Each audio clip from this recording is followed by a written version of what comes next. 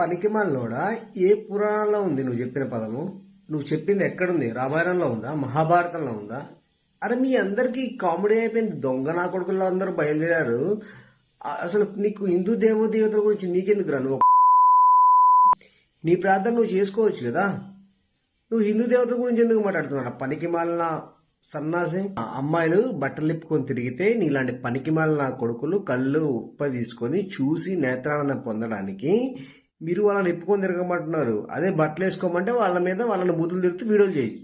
ఏం మనిషి పుట్టకబుట్టినవరా నువ్వు? నీ ఇంట్లో వాళ్ళకి చెప్పి ఇప్పుకొని తిరగమని. లేకపోతే వాళ్ళు అసలు బట్టలు కట్టుకోవడం ఎందుకు రాబాయి? నువ్వు బట్టలు కొన మాకు ఇప్పుకొని తిరగమని మీ ఇంట్లో వాళ్ళని.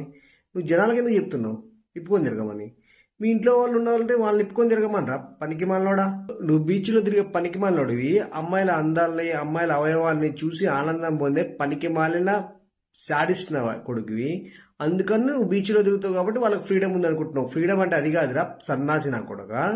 ఫ్రీడమ్ అంటే వాళ్ళకి నచ్చిన జీవితాన్ని ఎంచుకోవటము, నచ్చిన ఎడ్యుకేషన్ ఎంచుకోవటము, నచ్చిన బట్టలు వేసుకోవటము, ఇతరులకు ఇబ్బంది లేకుండా వాళ్ళకి నచ్చిన ప్రొఫెషన్లో వాళ్ళకి నచ్చినట్లు వాళ్ళకి నచ్చిన లైఫ్ని బతకడాన్ని ఫ్రీడమ్ అంటారు. బట్టలు ఇప్పుకొని తిరగమని కాదు. 4 సంవత్సరాల అమ్మాయితో నేను చేశానని చెప్పుకుంటున్నావు చూసావా? నీలాంటి సిగ్గమాలి నా కొడుకుల్ని కన్నందుకు మీ అమ్మ నాన్న ఫీల్ అవ్వాలి. నీ మీద పోక్సో కేసు ఫైల్ అవ్వాలని చెప్పేసి నేను డిమాండ్ చేస్తున్నా. నువ్వే ఒప్పుకున్నావు కాబట్టి 14 సంవత్సరాల అమ్మాయితో సెక్సువల్ గా పార్టిసిపేట్ చేసినని అది పోక్సో కిందకే వస్తుందిరా పనికి మాలినోడా. అరే ఆయన వయసుకి కూడా మర్యాద లేకుండా ఎలా పడితే అలా మాట్లాడుతున్నావు. నీకుందా అది? నువ్వు రా ఇండియా నీ కట్ చేస్తారు. నీకు చాలా బలిసిపోయిందిరా. నీకు పైసలు ఎక్కువయ్యి ఏం మాట్లాడుతున్నావు, ఎవరిని మాట్లాడుతున్నావు, ఎందుకు మాట్లాడుతున్నావు అర్థం లేకుండా నోటికి అదుపు లేకుండా మాట్లాడుతున్నావు. నువ్వెవడో బే చెప్పడానికి? అసలు ఎవడరా నువ్వు? అసలు నీకు ఏం అర్హత ఉందని? నువ్వేనా ఈకి పీకి పెట్టింది లేదు కదా.